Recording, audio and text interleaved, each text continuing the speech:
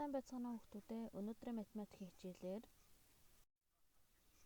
уртыг хэмжих нэгж, хүндийг хэмжих нэгжийг сэргээн санаж баталгаан давтнаа. За өмнөхөө бүгдээрээ сэргээн санаж чэйж тоглол хийцгээе. Уртыг хэмжих нэгж аль нь вэ? А, Б, В гэсэн гурван хариултнаас зөв хариултыг сонгоно.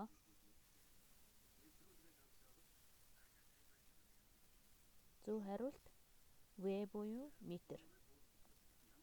1 метрт хэдэн сантиметр байдаг вэ?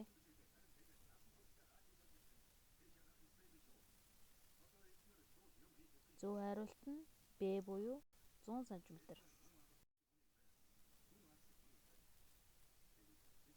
1 см-т хэдэн миллиметр байдаг вэ?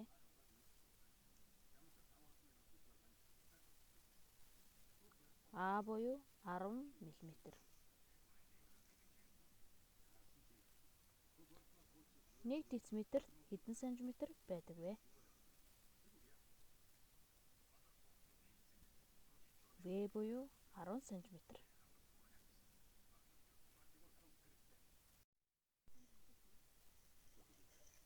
85 см хэдэн дециметр хэдэн сантиметртэй тэнцүү вэ?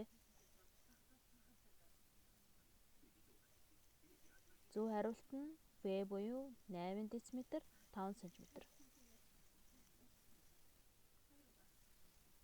15 дециметрт хэдэн сантиметр байх вэ? 1 дециметр нь 10 см-тэй тэнцүү.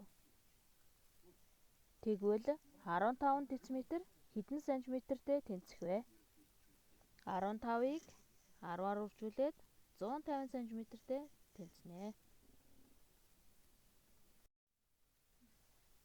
Харандаа ямар урттай байна вэ? За шугамын хуваарийг хараарай. Тгээс эхэлсэн байна. Хэдэн сантиметр урттай шугам байна? 15 см урттай шугам байна. За тэгтэл харандаа маань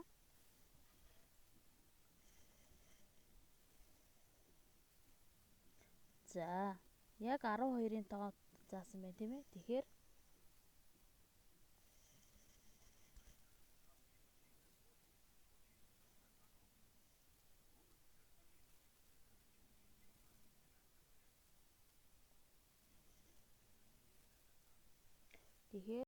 зөв хариулт нь 1 дециметр 2 см буюу 12 см байна.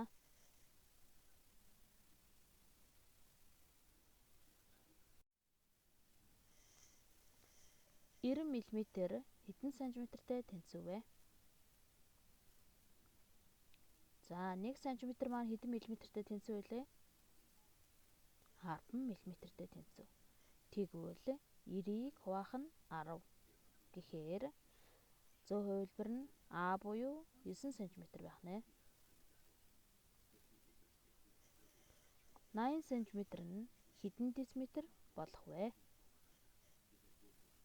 За 1 дециметр маань хэдэн сантиметр вэ? 10 см. Тэгвэл 80 см-ийг хуваах нь 10. Хэдэн дециметр вэ? Б буюу 8 дециметр байх нэ. За уртыг хэмжих нэгжүүдийг өсөх хэрэмбээр нэрлээрэй. За өсөх хэрэмбээр ихээр бага нэгжээс их нэгж рүү нэрэмлэнэ гэсэн үг тийм ээ.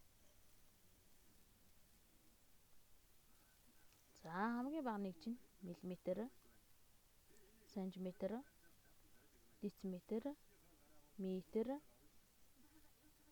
километр. За 1 километр нь 1000 метртэй тэнцүү. 1 метр нь 10 дециметр буюу 100 см-тэй тэнцүү. 1 дециметр нь 10 см буюу 100 мм-тэй тэнцүү. 1 см нь 10 мм-тэй тэнцүү. Уртыг хэмжих хэмжээснүүдийг чийж тогтоогоорой.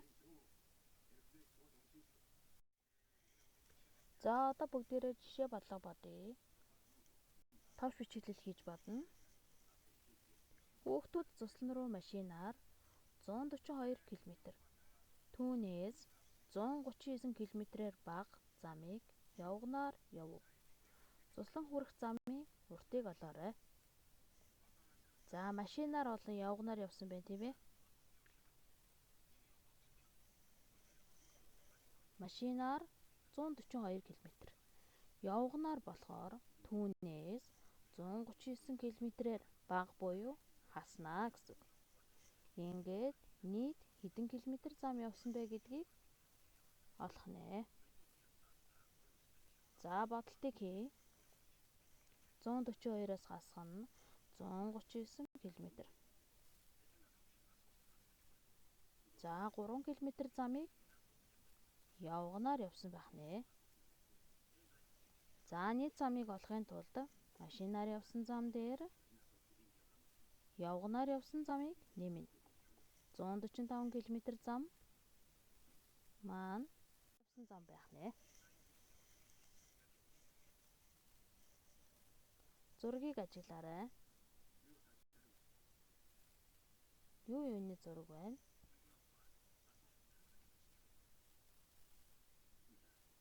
Хүндийг хэмждэг багжийг жинлүүр гэнэ. Хүндийг хэмжих нэгжүүдээ нэрлээрэй. Грамм буюу г үсгээр тэмдэглэнэ. Килограмм буюу кг үсгээр тэмдэглэнэ. 1 кг нь 1000 грамтай тэнцэнэ.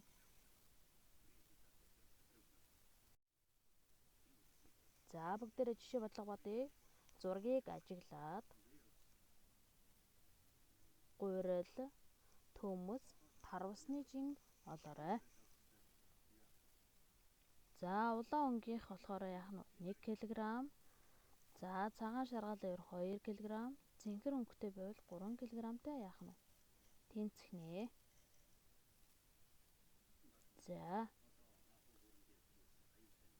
нэг дээр нэмэх нь 1 кг дээр нэмэх нь 2 кг.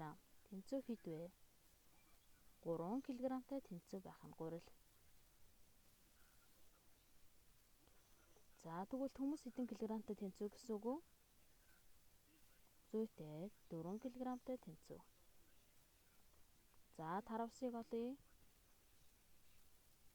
Хэдэн килограмм бэ? 7 кг байх нэ. За, ажиглаад тооцоолоорой.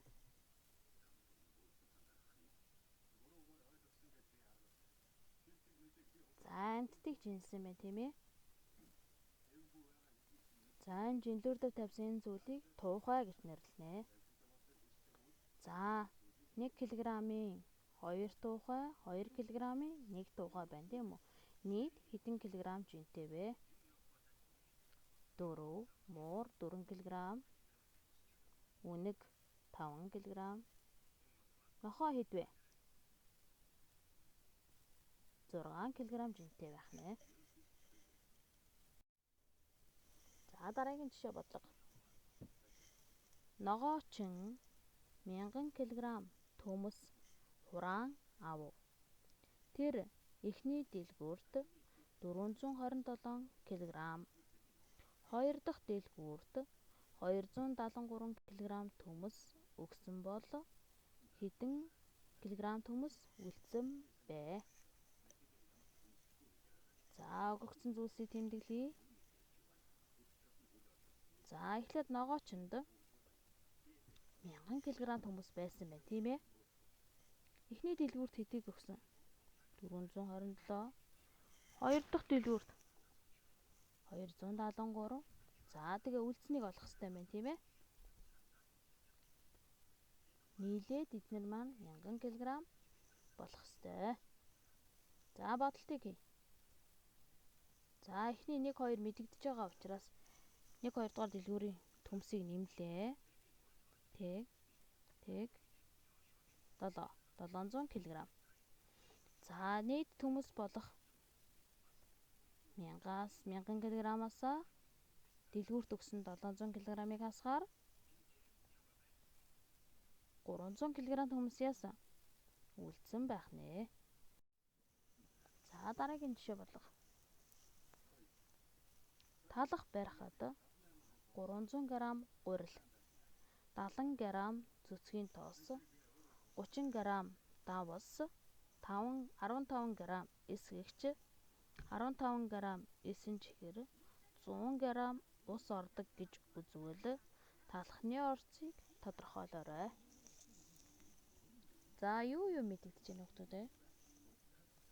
Гурил, цөцгийн тоос, давс, эсгэгч, эсэн чихэр, ус эдгээр зүйлс маань талхны орцонд найрлаганд орсон байх нэ.